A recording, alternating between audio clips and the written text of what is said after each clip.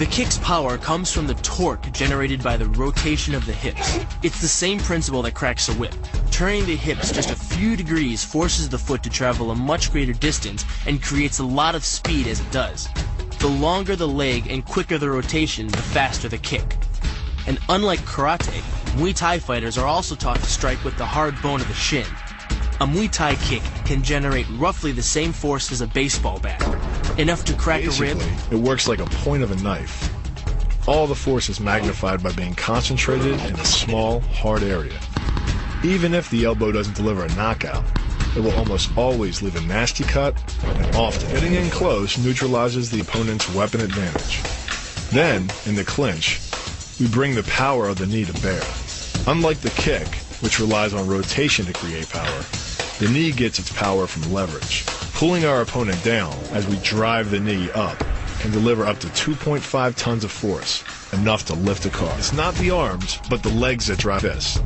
Like a piston, the explosive power of the legs is capable of generating hundreds of pounds of force, all to a very vulnerable area, the soft underside of the opponent's jaw.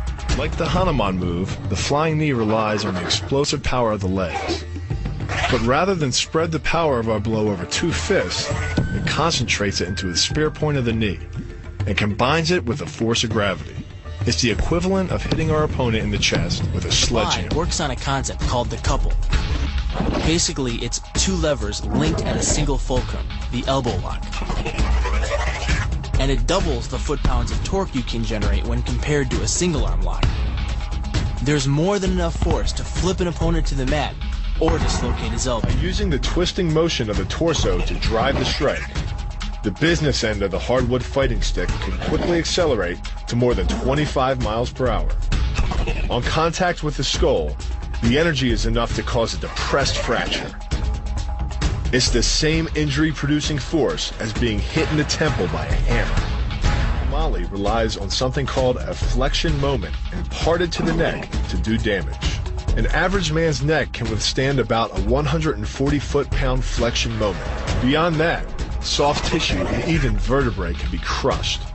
By bringing your weight down fast, this move could easily deliver twice that amount of force. And it wouldn't just end a fight. It could leave your opponent paralyzed or dead. Close, the opponent's neck is exposed. But because of the close range, the hand doesn't generate a huge amount of force. It's enough to stun, but probably not enough to cause severe injury.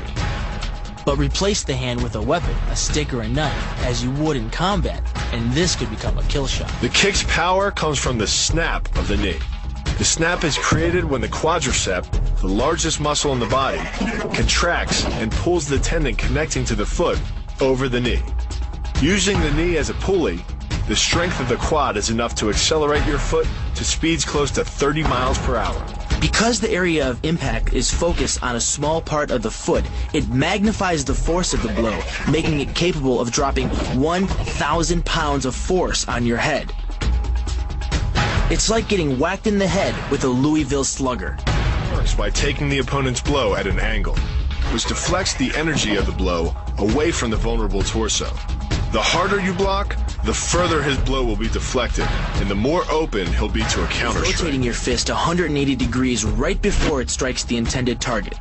The twisting snap of the arm maximizes the speed of the punch and magnifies the force of the blow by concentrating the impact on the first two knuckles of your hand.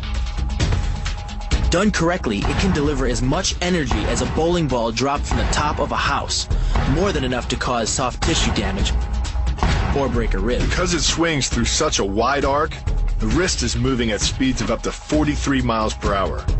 And since the radius doesn't deflect or compress nearly as much as a fist, it can deliver a staggering blow, like being hit with an axe handle. This roundhouse kick is designed for maximum impact. With the powerful muscles of the thigh yanking the tendon over the knee, the foot accelerates from 0 to 21 miles per hour in just 1/3 of a second. Combine that with the reinforced shoe, and this kick can drive the nose bone back up into the brain. It's aimed at the largest gland in the human body, the liver. A direct hit won't just bring an opponent down. It can rupture the gland, causing severe internal bleeding. But the liver is well protected by the rib cage, so the kick must be accurate to within half an inch. In this move, the forward propulsion of the hips, combined with the piston motion of the lower leg, can send well over 700 pounds of force directly through the rigid bone of the heel. This impact won't just knock an opponent down. The force is enough to permanently damage his kneecap, leading with the near arm. The first jab travels the shortest distance to the opponent, so what it lacks in force, it makes up for in speed. The second punch, utilizing both the twist of the shoulders and the forward momentum of the kick, can carry over 4 times as much impact. And just a few hundred pounds of force to the temple is enough to cause a knockout. This move uses the same principle as a throw in judo, off-balancing your opponent and then using his momentum to send him down. But it's much more aggressive. The sweep here is actually a strike to one of the most sensitive areas of the body, the Achilles tendon. The Achilles tendon. The throw works just like a crowbar, where your leg is the lever and your hip is the fulcrum. The trick is positioning your body in just the right place. If you're just an inch off the placement of your thigh and hip, the amount of energy needed to throw an opponent can more than double. But performed correctly, Uchimata requires almost no energy, yet it can deliver up to 5,000 pounds of force. If it weren't for the mat, a throw like Uchimata would be enough to cause serious injury, or even paralysis. You use the strength of your legs to maintain your dominant position while you secure the choke. Just a few pounds of pressure on the collar of his gi is enough to reduce the blood flow to the brain to a trickle and end the match. Hold this move for 10 seconds and the fighter will black out. Hold it just a bit longer and he's dead. By bending the elbow across the fulcrum of your hips, you're subjecting the weak joint to the leverage of 2 strong forces: the pull of your thighs on his shoulder and your hands on his wrists. As little as 1,000 pounds of force can be enough to destroy the elbow. The leverage of the armbar can supply much more than that. The sacrifice throw is a simple lesson in conservation of energy. The stronger the opponent attacks, the further he gets thrown. It works like a catapult, where your opponent's momentum supplies the counterweight.